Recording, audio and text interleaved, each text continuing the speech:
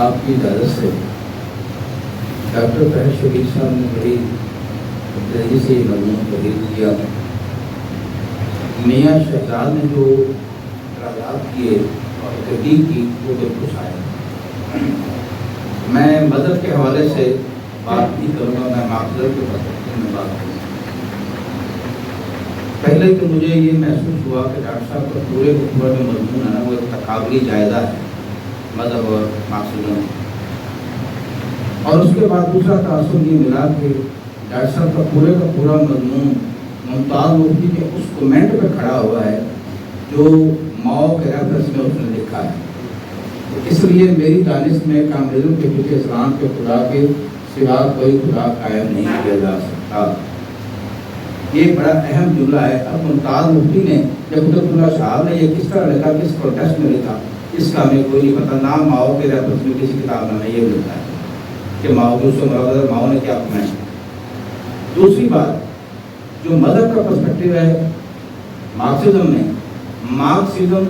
میں ڈاکٹر صاحب ایک بات چھوڑ گئے ہیں جو انتہائی اہم ستون ہے مارکسزم کا، وہ ہے ڈائریکٹیکل مٹیریلزم. اس کا ڈاکٹر صاحب نے حوالہ اس میں نہیں دیا، یہ تشنگی رہی. تیسری اہم بات کہ قدر زائد انہوں نے جس طرح ڈسکس کیا ہے، اگر یہ ڈائلیکٹس کو لے کے سائنٹیفکلی جیسے امام حافظ صاحب نے کہا اگر یہ سائنٹیفکلی چلیں گے پھر غلامی کا ادارہ بھی ختم کیا جائے گا، مذہب کا ادارہ بھی ختم ہوگا، سارے ادارے ہی ختم ہوں گے. ڈائلیکٹ انہوں نے بڑا ایک سرسری سا جائزہ دیا ہے مارکسزم کا. اگر یہ ڈائلیکٹس کے اکارڈنگلی مذہب کو ڈسکس کرتے تو شاید اس کی ضرورت بھی نہ محسوس ہوتی. جو انہوں نے مثالیں دی ہیں چیزیں ساری آٹومیٹکلی ڈیبیٹ ہو جانی.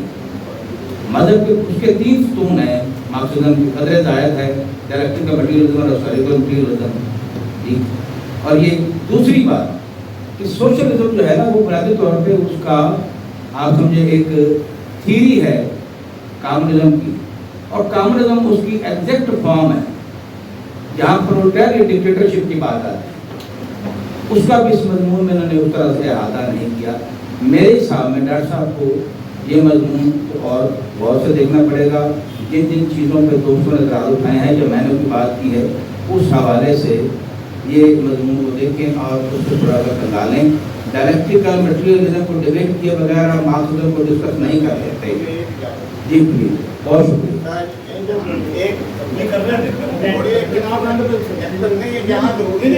ڈبیٹ ہوتی ہے چلو بالکل کرنے کا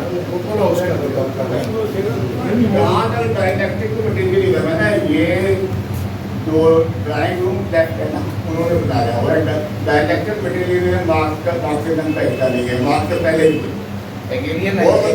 کیپٹلسٹ میں مانتے ہیں کہ ہر دور میں مادی جو ترقی ہے وہ اس انتخاب کو سارے لوگ مانتے ہیں. یہ مارکس نے پیش کی. تو مارکس نے پہ 2 ہی چیزیں پروفیسر وہ تھا یوسف حسن اس نے کہا تھا مارکسزم ہمارا منشور جو ہے نا جو کمیونسٹ مینیفیسٹو میں لکھا ہے وہ ہمارا منشور ہے.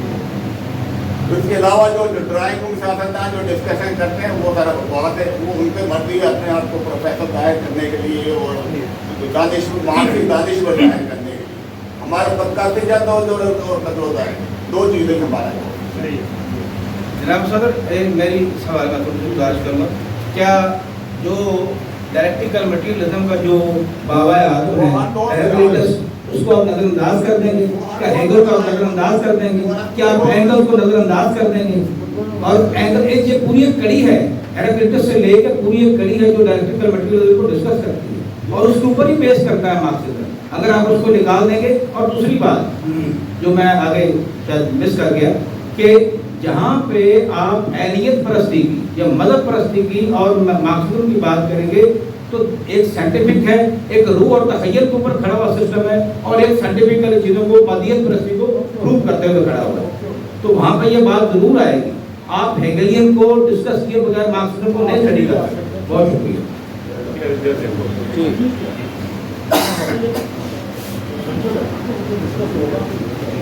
صدر آپ کی اجازت سے مجھے تو یہ لگا ہے کہ یہ بہت بیلنس مضمون ہے، بہت بیلنس ہے اور یہ وہ ہے جو لوگوں کو سمجھ آ سکتا ہے. مگر عموماً یہاں جو لکھے جاتے ہیں وہ شاعروں ادیبوں دانشوروں کو سمجھ آتے ہیں लोकल लोगों के जहन के ऊपर से गुजर जाते हैं। तो मैं समझता हूँ कि जो भी काम आम लोगों तक नहीं पहुँचता उसका फ़ायदा क्या है। ताहिर शबीर साहब ने बहुत आसान और सही तरीके से अपना जो नज़रिया है उसको लेके आए हैं और ये इतना बैलेंस लेके चले हैं कि मुझे नहीं लगता कि ये किसी मजहबी शख्स को भी बुरा लगेगा। उसे जो एक बड़ी दीवार हम सोशलिज्म और मज़हब के दरमियान खींच देते हैं ना, मेरे ख्याल में ताहिर शबीर ने उस लाइन को मिटाया और उसको धुंधला किया और करीब लाने की कोशिश की है। दूसरा, मज़हब के हवाले से अगर हम देखें ना तो साबिर सदर जितने मुखालफ थे अंबिया के, ये बड़े गौर से सुनने वाली बात है, जितने मुखालफीन थे बाद में वही काबिज हो गए मज़हब के ऊपर। मसलन रोमन्स सूली पे लटकाने वाले थे, अब रोमन्स के हाथ में है सदर। तो ये होता क्या है? होता ये है कि वो चलते हैं हवा के साथ। जब उन्हें लगा कि यीशु में उनका इख्तियार नहीं तो उन्होंने कहा इसके मज़हब में तुम्हारा इख्तियार चल सकता है। तमाम मज़ाहब के साथ कमी पेशी के साथ ये हुआ है कि जो उसके मुखालफीन थे बाद में वो काबजीन में शामिल हो गए और उन्होंने अपने तरीके से इसको लेके चले। देखें, जब पैगंबर या उसके करीबी सहाबा थे तो आपको एक और शक्ल नजर आती है और जैसे जैसे आप नीचे आते जाए आपको नजर आएगा कि मज़हब की शक्ल ही और होती जा रही है और नीचे आता है तो लगता है कि ये तो बिल्कुल पैगंबर के खिलाफ बातें शुरू कर दी हैं। मुझे लगता है कि इस मज़मून को, ठीक है, दोस्तों ने अपनी बड़ी अच्छी राय दी है और ये मजलिस होती इसीलिए है, ये सेशन होते इसीलिए है कि हम अपनी तहरीर को पेश करें और उसमें तब्दीली कर सकें। और मेरे ख्याल में ताहिर शबीर जिस तरह एक बड़े दिल की शख्सियत है, इन्हें चाहिए कि दोस्तों की राय को साथ लेके तो अगर इसमें कुछ और बेहतरी हो सकती है, ये मजमून और अच्छा हो सकता है, तो मेरा ख्याल इसमें कोई झिझक महसूस नहीं करनी चाहिए।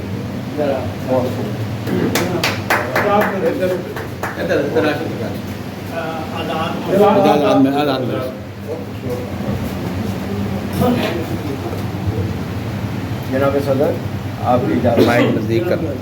मैं आफ्ताब जावेद साहब की बातों से 100% इत्तेफाक करता हूँ। आफ्ताब 100% बहुत अच्छा नक्शा इन्होंने खींचा और सूरत हाल भी है। मजमून में बहुत बड़ी डंडी मारी गई है या इनका ध्यान नहीं गया, वो ये है इतनी बड़ी तशनीकी छोड़ गए कि अगर ये अमीर शाम की तरफ चला जाता, जहाँ से पिटाई शुरू हुई अबू ज़र गफ़ारी की और उसने तीसरे खलीफा से शिकायत किया और उसने रब्दा के सहरा में भेज दिया और वही लोग आज उनका अगर कोई ऐसी बात करे तो पछेती हो जाते हैं। आफ्ताब ने सही कहा, ये इसने मजमून में इसने माफिया का नाम ही नहीं लिया, जिसने सत्यानाश किया है मतलब जी। और उसे इतने बड़े सहाबी को रब्जा के मैदान में सहरा में भेज दिया गया और वो अपनी बेटी के पास ही तन्हाई में मारा गया, मर गया। तो मकसद ये है कि अम्मार यासर भी उसे भी इतने बड़े सहाबी को एक नहीं, दो नहीं, 3 आयतें उसके मुतल्लिक़ हैं उसकी शान में। और पहली उसकी वालदा को ही सजा दी, लाते उसके पेट में मारी। जब 90 साल की उम्र में तीसरा खलीफा उसे पेट में लाते मार रहा है तो उसने बड़े अफसोस से कहा कि मेरी माँ को भी लाते पड़ी थी आगाज़ में, आज मुझे भी 90 साल की उम्र में पड़ रही है।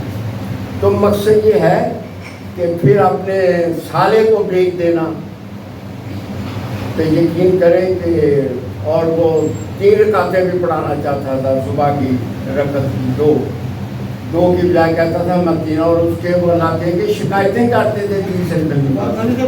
बात ये है कि ये मतलब मुझे तो वही अच्छी बात लगी जनाब यसू की کہ جب جٹا ماسی سے فرات میں 1 کلو تھا یا 2 کلو وہ ادھر، تو وہیں ایک آدمی بیٹھا ہوا تھا، جب ان کے پاؤں دھوئے جا رہے تھے تو بہت خوبصورت یسوع نے بات کی، پوری دنیا اس کے شکنجے میں ہے۔ وہ یہ تھی کہ وہ ایک برائے نام ہی سوشلسٹ بن گیا، تو کہنے لگا کہ کاش اس پتھر کو بیچ کر اس کی رقم غریبوں میں تقسیم کی جاتی تو بڑا فائدہ ہوتا۔ تو یسوع نے کہا غریب تمہارے پاس ہمیشہ رہیں گے، میں نہ رہوں گا۔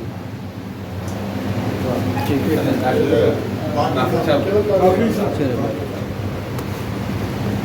کا بڑے بہت طلب ہے اور ایک 70 مانی ہے، اس پر اس کی خوبی یہ ہے کہ مجھ جیسے کم علم کے لیے بھی یہ بہت مفید ہے۔ ان کا حضرت مانی نے کہا تھا کہ درویشی اور انقلاب مسلک ہے میرا، صوفی مومن ہوں اس طرح کی مسلم۔ یہ ڈاکٹر صاحب ہمارے طور پہ حضرت مانی ہے اور میں سر سلام کرتا ہوں۔ بہت خوش ہوں۔